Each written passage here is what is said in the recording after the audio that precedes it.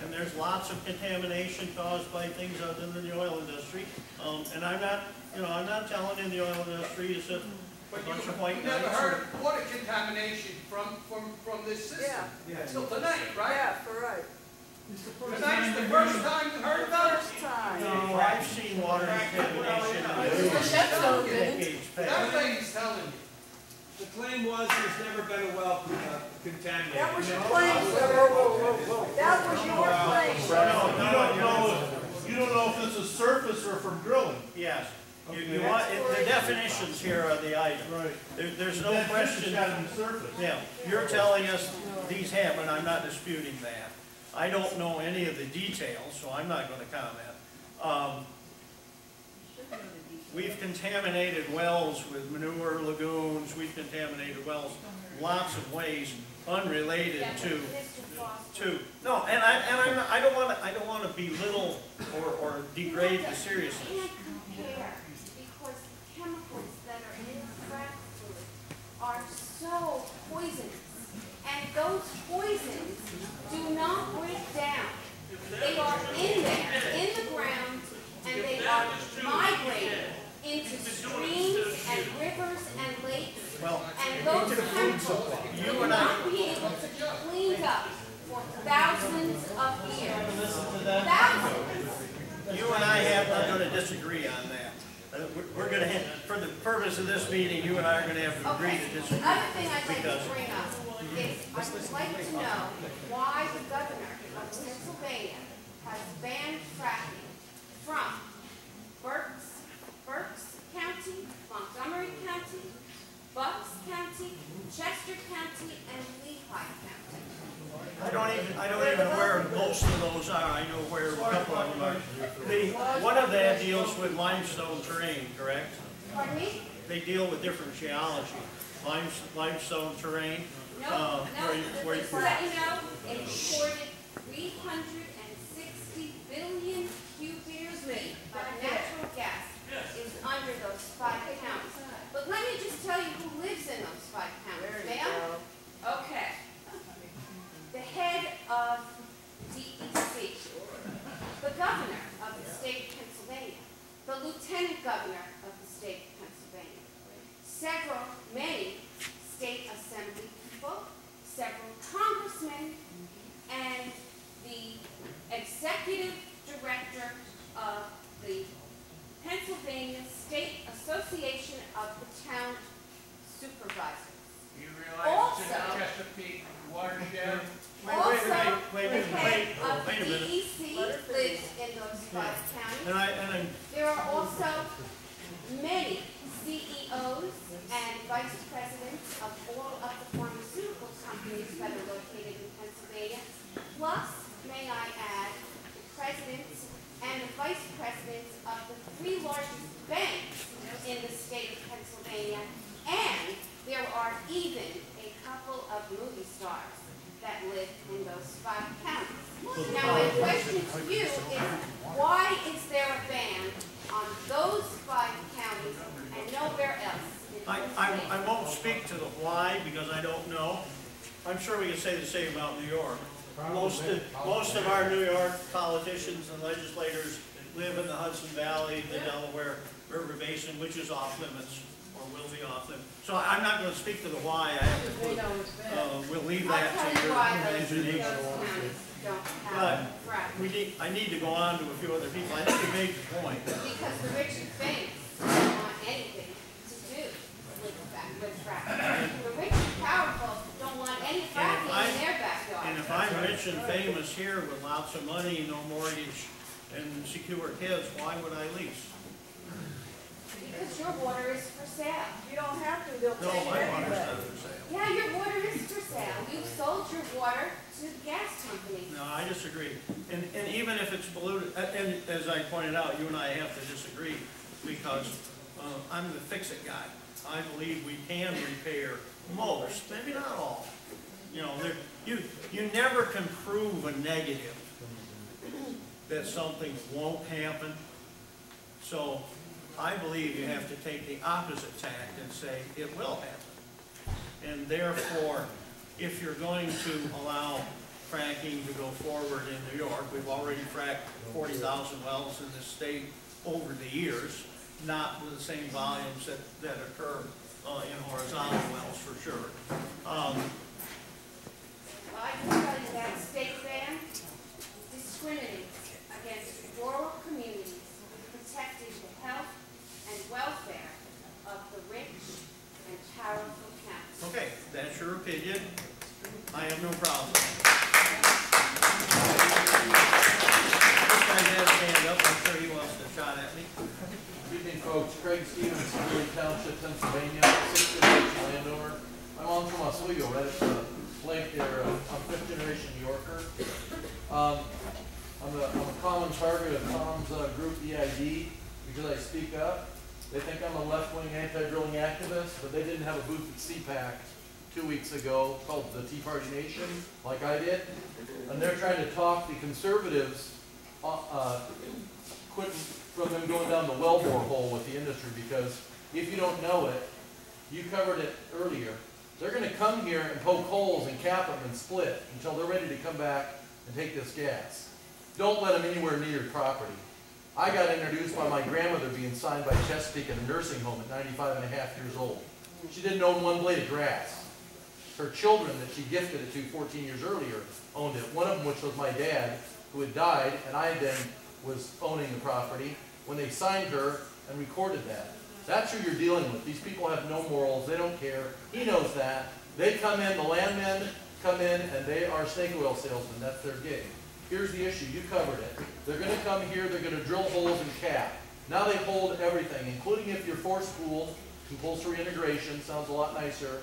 When you're forced pooled or compulsory integrated, you get drawn in whether you sign anything or not. That's ridiculous. I've got the Constitution. I'm a constitutional conservative, not a right-wing person. There's nothing in the Constitution that covers what they're doing in Pennsylvania to all of us and what they're planning on doing to you guys. There's Demick. Anybody that wants to after this meeting come up, I will show you what happened to Demick. I've got the legal documents right here. I don't open my mouth because of EID without my documents to prove what I say, because they're calling me all kinds of names, liar, convict, everything else. That's what they do, attack your credibility personally. There's PASA. Do you know who that is? PASA? Pennsylvania Association for Sustainable Agriculture. 6,000 farming members in the state of Pennsylvania. They hosted Farm Aid this year. They were the main sponsor. Let me read you very quickly their paragraph. PASA asserts its position in favor of a moratorium on unconventional gas extraction, till it is determined that this practice will not impair the ability of farms to profitably produce healthy food while respecting Pennsylvania's air quality, water resources, and the natural environment. That is the largest sustainable agriculture group of farmers in the state of Pennsylvania. That's what they think about the industry. Now, to this thing about the water. Guess what? My water is still fine. The closest well is Shelley to Pew, a mile from me. Of course, Shelley put out Truthland. Go ahead and watch it. It's a 35-minute laugh riot. Here's why. I have the documents here to prove 4 out of Shelley's 10 gas wells had well casing failures. She says in the movie, they blow one up and say there's no evidence of well casing failure. Hey, Shelley, who lives a mile from me, my neighbor, why are you lying in your movie Truthland about no well casing failures when your own property had 4 out of 10? I know the views really well. Me too. They've been our neighbors since I never 4 heard generations. about any bad wells, and I know Phil. I've got the documents right here. Got the documents. Yeah, right. Lastly, I got them right here showing the DEP documents. Lastly, pick up a copy of the National Geographic this month. Look at the cover. That's North Dakota. They are burning all the gas there. That's how much methane is worth in North Dakota. It's in the way of the oil. That's what they really want, is the oil down below this shale. They are burning it. You know why? Keep them out of here. Keep them out of here until the gas, if you want money, don't do it at $3 a thousand. That's ridiculous. It was $16 a thousand just a few years ago in Pennsylvania. And now they're getting creative because Chesapeake's broke. You ever heard of a mechanics lien before? Look up Bradford County.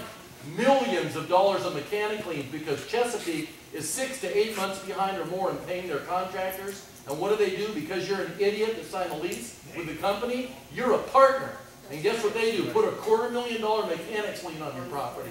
Are you kidding me? These guys are here for money to make money on our backs. That's what they're doing. And guess what? Tell me, Tom, how you know how much is coming out of the ground?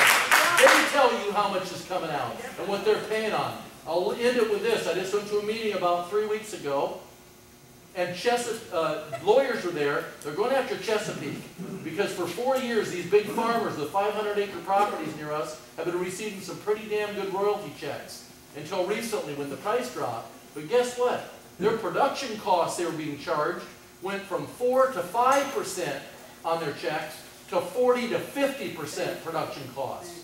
Now, here's the interesting part. Their partner, Statoil, by the way, which owns a third of the mineral rights under my property, America's Fuel. Statoil is owned by the country of Norway. They own a third of every lease, 32,000 leases in the Northeast. America's Fuel, Here's the funny part. Statoil is still only charging 4 to 5% on the checks that they pay to those same owners. And Chesapeake upped it to 40 or 50%. They told all of you and all of us, the reason we're getting paid the short end of the stick, 12.5 or 15% is, we're just getting easy money. We don't have any investment, we don't put any of the money into it. Why then are they coming back and charging all of us landowners massive amounts of money? We're paying for that well. They didn't pay for that well. We're paying the millions of dollars for it going in. I'm tired of getting lied to by these guys. And Tom and EID and all these people are paid promoters. I'm not paid to promote anything except for my property, which has been in my family for 181 years and will be passed to my 4 children, will not be destroyed by this industry to make money. Because you know what, Tom? I want to know what EID's position is on how much are they supposed to pay me so I can turn my backs on my own neighbors when their water goes bad. Because I won't do it. I bought a water truck and am delivering water to the people in Demick that Tom says aren't contaminated still. You know why? Because that's what neighbors do and that's what a community is. Yes. And I don't care how many people come into my community throwing around $1,000 bills. They're not your friend. They're not the people you grew up with. They're not the people you went to high school with. They're not the people you go to church with. Hey, Brady? Yes. Yeah, so I will just Good, man, good. I will just say in comment, I disagree with a number of the things he said, parts of his statement. I'd like to ask you one more question, sir, and then I'm not going to bother you again. One question. Once they find gas or oil on your property, and we're talking about gas from the Marcellus, can a landowner who signed a lease say, get the hell off my property? If they have a spill, if they have nothing, can they say, leave now? No. No. Now I want you all to know that, okay? No, In it's a 50 years, contractual. when your children need a place to live, you won't have it. Is that worth $1 million to end up with $5 million in the hole so Norway can keep warm? No. What the hell's wrong with you? Don't sign a lease. Let me go to this guy over here, Close the door. right here. I do actually have a question. Okay? I was having trouble coming up with some worldwide statistics. You know, we're looking at, a gas boom all over the globe. When Bill Capel came a couple weeks ago, I pulled up the USGS website, and it states there that we have geologists are addressing problems with past industrial pollution of water, that our lives depend on the water. And he had some statistics about how many gallons of pure chemicals were in each frac, but it was hard to get statistics on. We're looking at millions and millions of wells that the companies would like to drill, and so it seems like the plan is to have trillions of gallons of water mixed with billions of gallons of chemicals, and then the disposal options listed in Bill Capel's article mostly involve some sort of surface disposal, which essentially puts this combination of water and chemicals back into the environment. It seems like you're suggesting that pumping it down into the ground is a stable option in your opinion, but that's not an option for most of this water, is it? Well, the option for most of it is reuse. I think your numbers are kind of big. There's a little over 40,000 wells a year drilled in the U.S. I think worldwide it's something comparable. I can't speak to China, I don't know. What the more U.S. wells are fracked than wells worldwide, again, I can't quote statistics. No, the rules in New York, or the goal, probably goals are better than rules, in New York have been recycle, reuse. We recycle, we have bi-weekly recycling of household waste around here. But you can't. No reason not to apply that to the energy industry. But you can't reuse this water, isn't that correct? You can't. No, you can treat it. And in fact, the technology is changing so rapidly, we can treat most of it right on site if we choose to.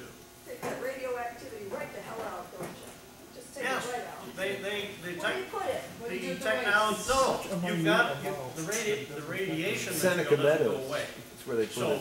you've got to do something with it. And the best place for it is put it back where it was. Now, the radioactive portion, if you separate it, is quite small. Less than 1% by volume. But there's also biocides and, there's all kinds of carcinogenic things. If you look in the current industry literature, there are companies bragging that they have 100% biodegradable frac fluids. Now, are they, I don't want to drink them, but, Well, if you don't want to drink them, then you don't want to put them back in the rivers or the streams and correct, for the lake. correct. Surface disposal is not enough. In fact, in New York, surface disposal liquid right now is illegal. You can't even get rid of a tanker load of milk legally on the surface. The only way you can do discharges legally is a speedies permit. So, but last summer, we had like a drought here. Was it last summer or last Yeah, summer? last summer pretty Yeah, dry, and so yep. people were running out of water in their wells. Some were, yeah. Yeah, so if you're pulling milk, tens of thousands, hundreds of thousands of gallons of water, and that won't be going back into the aquifer or groundwater, aren't we making a borderline situation seriously worse? I think the order of magnitudes are quite different. And the industry can give you numbers on the volumes of water that are used. Water, there's a drought or a flood every year. As long as I've been around, some places they got too much But they or are too little. increasing. Somewhere. But they are increasing because unlike the story you had of the 1903, those people weren't facing the kind of environmental pollution. They were afraid of new technologies. That's silly. But what we're afraid of is climate change. And 81% of the lakes and rivers and streams in our country are, the EPA says this week, are not healthy. 81%. So we're talking about the ultimately most valuable resource. So what we need to say is no surface disposal. But what about, but you're taking all that water out of potable, out of use. You're taking all that water. But we can frack with non-potable water. We haven't, because the potable water, and in fact, the Susquehanna River Basin requires you to purchase water either from a municipality or an approved water source. And you can apply for a new water source. It takes a couple of years to get one. It's been the biggest problem. Most of the industry has been purchasing municipal water for use in the Susquehanna River Basin. I can't quote the percentage, maybe Tom can, but there are water sources that are permitted in existence. I know where there's one on the New York side of the line, the Susquehanna River. It's been there for a number of years. That person can pump, I can't tell you what his daily allowable is, but he's allowed to pump so much. When we were working at Avoca 20 years ago, we had to monitor the river prior to water withdrawal, so they had a percentage of the river flow that could be withdrawn. This was permitting from Susquehanna River Basin Commission. So I mean, and quite frankly, you can frack with anything that's liquid, as long as it's clear. It can't be cloudy because we don't want to plug things up. We gotta remove the particulate, anything that's not soluble. But you can frack, we can frack with sewer discharge, quite frankly, right out of the sewer plant. But no, gray water reusage, you can frack with seawater. I mean, if there's a legitimate shortage of fresh water, we would hope the regulatory agency says you can't have any more, or you can only have so much.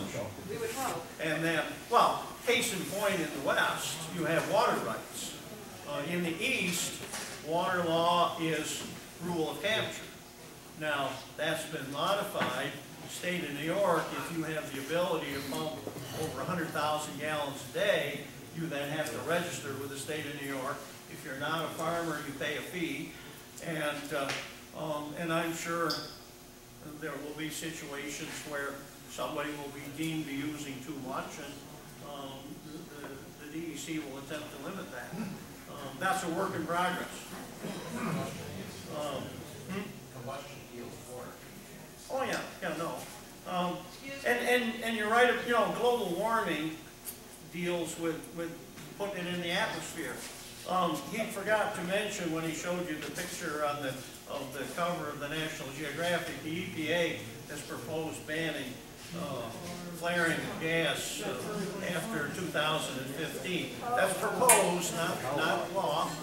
State of New York, I can't flow a well for longer than 24 hours if I test it without a flare permit. Pennsylvania can do whatever you want. Right. Pennsylvania flares, and quite frankly, I criticize the industry for the flaring. What's the point? It's done. I know why it's done. It's done for engineering analysis, but we don't allow flaring like that routinely in New York under present law. Now, I can flare, and if I have a situation where a well's gotten away from me or something of that nature, it's preferable to burn it so you know where it is than have it running around waiting to blow up on you. No, New York has a reputation for pretty stringent environmental laws, and we don't expect them to slack up any in terms of dealing with the oil and gas industry. My question is, how did Halliburton, or why did Halliburton manage to remove hydraulic fracturing from the provisions of the Clean Water Act? Yeah. Actually, I don't think it's entirely removed. There are certain elements that are removed. Part of the Clean Water Act deals with the definition of clean and fresh water. If water has greater than 10,000 parts per million, contaminants is the wrong word. No, it's not. Total dissolved solid is the correct term. It's not considered potable water. In fact, New York State's requirements are quite a bit more than that. So that was legislated. You can argue that it was a loophole or a favoritism or whatever. We can debate that forever. No, I have no way to. I wasn't there. I have no way to speak to that other than the Clean Water Act. The contractor on the blowout in the Gulf of Mexico just paid a $1 billion fine for violations of the Clean Water Act. So is that all? It wasn't entirely exempt. And I don't know whether that referred to what happened in the Gulf and what happened on shore. I don't know. Same problem as we're hearing here. We don't know the details. Complete federal oversight is what they did. They don't allow we call the EPA and they say it's about oil and gas drilling. They say you go to your state, but our state has turned their back on us a long time ago. Then you need to go to Harrisburg and speak to the folks there. They won't even let you. They won't even let you near them. That's the problem. Well, I don't know what I can say about that other than vote. Other than vote. But no, my point is there is risk. There will always be risk. There's risk in growing corn, soybeans, you name it. We're going to do our very best to manage and minimize the risks in the oil and gas industry. And so far, so good. Fine, if not. Yes. 13 years ago, I had my business, made a lot of money. I had a good accountant, come me, I needed to invest some of my money so I wouldn't have to pay taxes. I invested in 3 big wells. A lot of money, $250,000. First year, I was getting on each one of them wells $1,300 to $1,500 a month. Good money. For a while, a year and a half went by, started going down. From Atlas, heard of Atlas? Yeah, they're a company. Yeah, big company, Yeah. big company, right? Yeah. But I can take everybody here right now. I'm getting $53 on one a month, 62 on another, 48 on the other. I'll probably be 150 before I get my total investment. If ever. If ever. If ever. But that's just what the companies do to people. I want Yeah, to. I mean, and that is fact. It's in black and white. I get a monthly statement, and I want to challenge one of the things you said. You said you had a good accountant. I disagree. well, I think you got very poor well, you know financially. what? The oil But industry. you know what the one good thing was? See, I had a trucking company. I worked for W.R. Grace, and I got to write it all off. So I don't look at it as a bad investment, you know, because my You got, in New York State, it'd be 42 cents up and down. right. So you know, so I got to write off it. Sure. So I did good anyway. So you know what? It's just tell the people that what you get is only going to be just a little bit for a while. It will run out. Oh, yeah, no, and in fact, if you know of people in that, particularly Chemung County, there's a number of school districts that were living pretty high royalties from the federal. In New York, let me back up. In New York, it's been said we don't have a separate